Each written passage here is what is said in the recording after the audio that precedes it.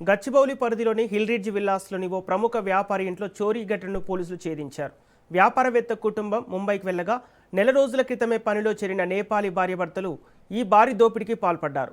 ఇంటి యజమాని ఇంటికి తిరిగి వచ్చి చూసేసరికి పూజా గదిలోని విగ్రహానికి ఉన్న బంగారు గొలుసుతో పాటు ఇతర ఆభరణాలు, వజ్రాలు మాయమవడంతో పోలీసులను ఆశ్రయించారు.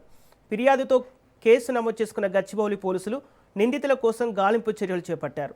చివరికి యూపీ పోలీసుల సహకారంతో గంటల వ్యవధిలోనే సరిహద్దుల్లో నిందితులను అదుపులోకి తీసుకుని హైదరాబాద్కు తరలించారు.